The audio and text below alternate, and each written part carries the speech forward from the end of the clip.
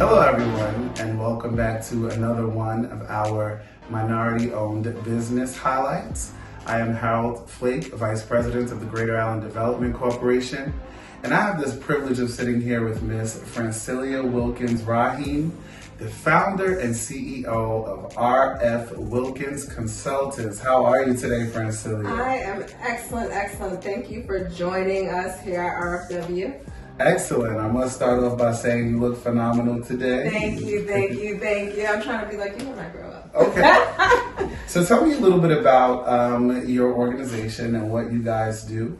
So R.F. Wilkins Consultants, we are a business development and management consulting firm. We've been here in Jamaica, Queens for 11 years. We've been in business for 11 years, so we were founded here in Queens. And what I always like to say is we are a project management based firm. We work on 3 different arms of business. The first is fundraising and capital sourcing. To date, we've raised close to $900 million across all types of projects in New York City's after school programs, homeless shelters, you name it. Project management is the bulk of the work that we do. We work in the spaces of compliance, stakeholder engagement, MWBE and inclusionary initiatives. To date, we are the compliance consultant on the $17 billion redevelopment of JFK Airport. We work with companies like LISC to develop their Developers of Color program. We've worked with entities like Google to develop initiatives for small businesses. So we really pride ourselves on just business development, expansion, minority and inclusionary programs, and most importantly, project management. And then our final arm of business, which we started about 3 years ago, all links into managing projects. Right. So we realize that, especially with government agencies, that there is a difficulty or disconnect with technology. So we built a technology systems integration arm. And what that means is we build dashboards to integrate the systems for like mega agencies and mega projects. We just finished a dashboard for the Port Authority of New York and New Jersey across their multi-billion-dollar construction projects. So we do a lot of work. A lot of our work is New York State based and throughout the kind of tri-state region. And that's what we do. So can you just tell us a little bit about what motivated you to even start this company? Definitely. So that's a good question. I'll tell you, to this day, I always say my people, my human collateral, my staff, they are the soul and core of what I do in this company. When I started a consulting firm, the one thing I knew and that I'm committed to this day is changing the economics for Black and brown people. So I said that one of the ways to do that is through creating jobs. Right. And you saw some of my staff, and we're like the United Nations in here, right? And that's such an important thing. So I started my firm at 23 years old. I had finished my MBA at St. John's University. I was broke. I had no money. I was broke. Negative bank account broke, not pretend broke. I had no resources. I didn't have relationships throughout New York City. I didn't know all the government folk and all of that. But what I was really good at was managing projects. Right. And I've always been good at that and raising money. So at that time, it was, if you remember 2010, 2011, 2009, we were mid-recession in the United States. So at that time, I was like, okay, well, I got to figure out what to do. And I began to literally say, I'm an independent business development consultant. So one day I get a call from a friend of mine, and he's like, aren't you an independent business development consultant? And I'm like, yeah, I am. And he's like, my father wants to start a nonprofit organization for physically disabled ex-offenders. Can you help him?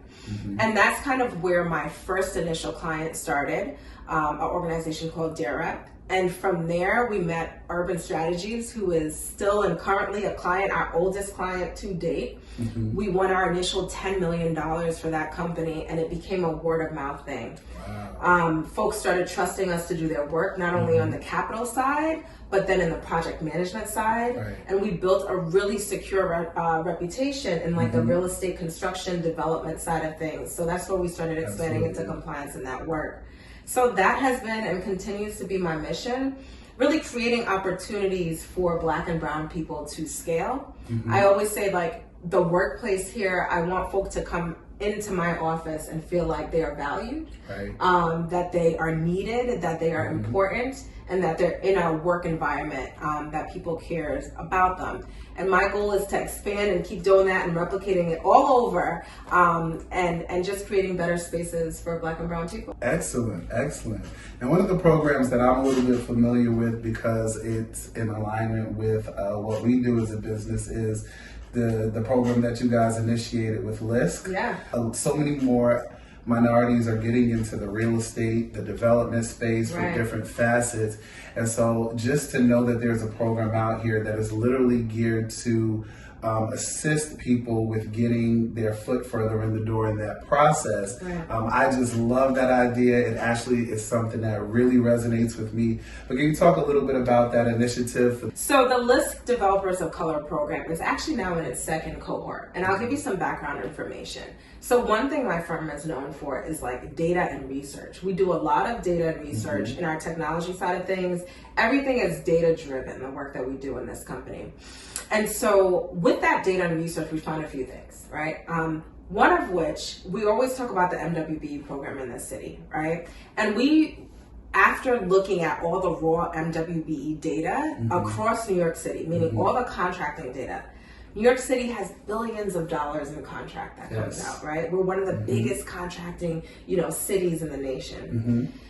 We talk about the M.W.B program, and what we found through the data is they always talk about a 30% M.W.B goal. Right. Well, what's really happening in New York? Correct. That 30% M.W.B goal is really only tracking 9% of city contracts. That's number one, okay? And of that 30% goal, Black businesses specifically are only getting less than 2% of New York City's contract. It's actually probably closer to less than 1%, okay? And then when you break that down even further, 2%, less than 2% of 30%, okay? When you break that even further, Black women-owned businesses are getting less than 0.1% of New York City businesses.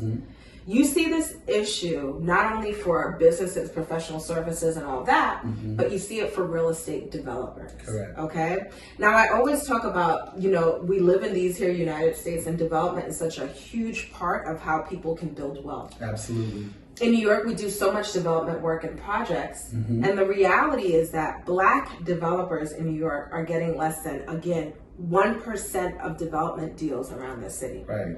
So for a long time, we've been working with organizations like the New York Real Estate Chamber, even working with Black Business Collaborative, which is an organization I founded with a number of Black businesses in New York City, and other folks to create equitable participation for minority developers and minority contractors. And so with the LISC Developers of Color program, we realized that developers not only need capacity to scale, but they need access to capital. So through this initiative, it's a 6 to 8 week cohort kind of training support program for developers that are, doing, real business, real deals, right? And then after they go through that, they get to participate in a Shark Tank-like pitch competition. And that Shark Tank-like pitch competition connects them with the capital and the equity and the additional finances they need to close on their development deals. Excellent. Yes, so that cohort is in its second phase. And we just recently closed our application, but I do want to give a little sneak peek and say that we will be opening another application, another cohort soon. So if you're interested, please reach out to our office and we can loop you in, maybe even in this cohort that is currently about to start actively. Excellent. And we will make sure you all have the contact information on how to reach the office, and just talk a little bit about the amount of work that you actually had to put in to build the company, because I know everybody says they want to start a company and they want to open a not-for-profit, but I don't think people understand, especially in the beginning, just the rigors of what that really entails and what that looks like. So to get to the place, so to see where you started and to see where you are today, just talk a little bit about your experience and actually what you really had to do. So that is an excellent question. I tell people all the time, well, first I'll back up and say that, we started from negative bank account. That's where we started. Today we're in the top 0.1% of African American owned businesses, women-owned businesses in the United States by revenue.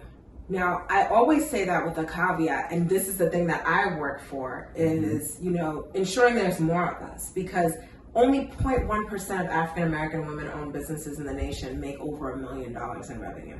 And $1 million, which sounds great and it's good, right? But it's nothing compared to the world of business happening out there, right? So I will tell you this, it is a struggle. I'm not going to sugarcoat it. To get here, when I first started, I didn't start with the office building. I didn't start with money. I didn't start with staff. It was just me, myself, doing everything. I was the secretary. I was the assistant. I was the treasurer. I was the CEO. I was the janitor. I was handling every single piece of this company. Before now, today, we have over 20 plus staff. We have, and that's our full-time staff. We have over 5 to 18 plus project-based staff, okay? What did it take to get there? First of all, it took a commitment. My company built through word of mouth. Period, point blank. We didn't market for ages. We didn't even have a company website, right? But what we did was every single project we took on, we took it on as if it was our personal, business, to ensure that that business went well.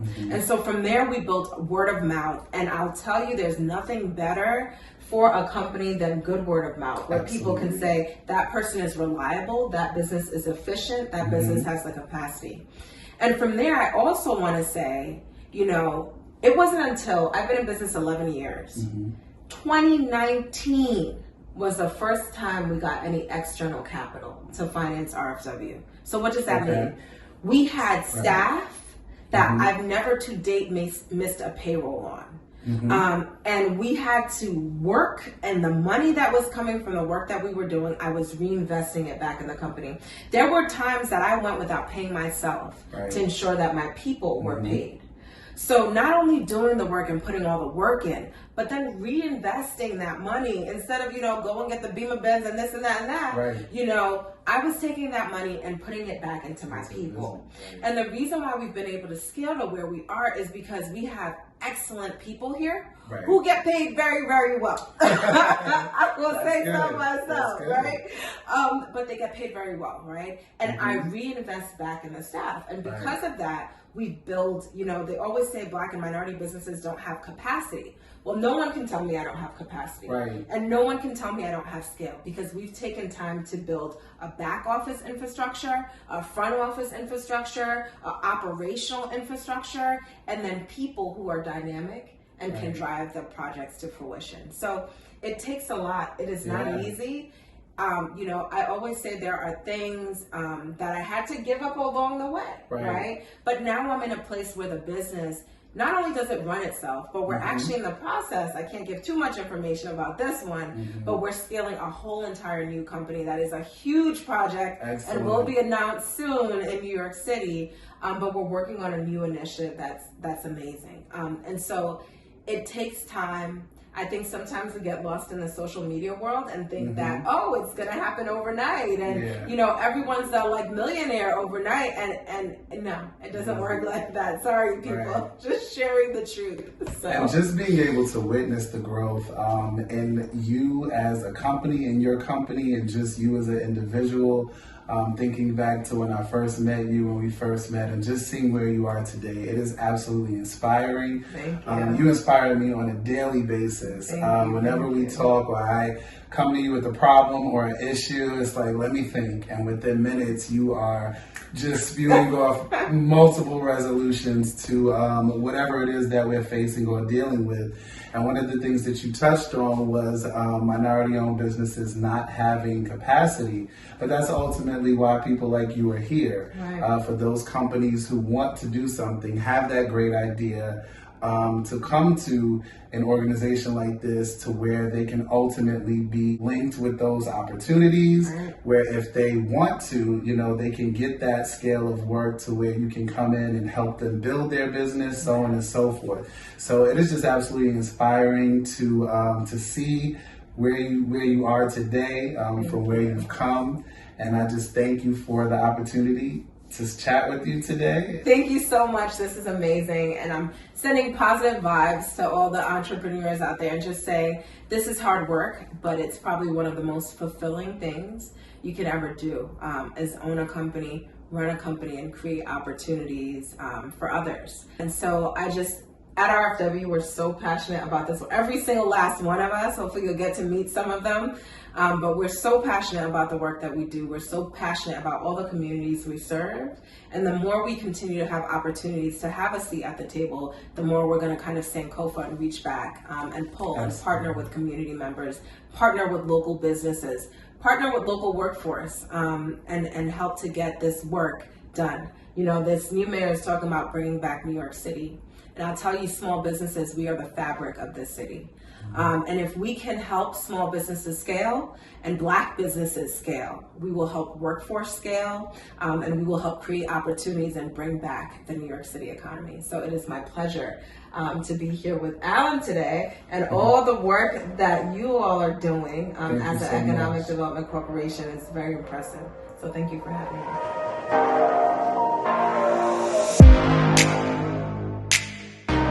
I have to tell you that the leadership here, the culture here, the people here, it is quite different. I've worked in many places throughout my life, and I tell you, we work hard, but there's a lot of teamwork that takes place, that people take ownership for their projects, and people really care about what they do. So funny story, Louise and I, we went to the same school, we were in the same class, so we both reached out and got the same opportunity through Adam Knotts. I have been given like great opportunity to grow within the company. I love the work environment. So as an intern, I felt like I had multiple mentors in this company. I feel like I embody the work ethic of the people here at R.F. Wilkins Consultants. Their professionalism is amazing, and they're not selfish with sharing information, sharing their thoughts, advices.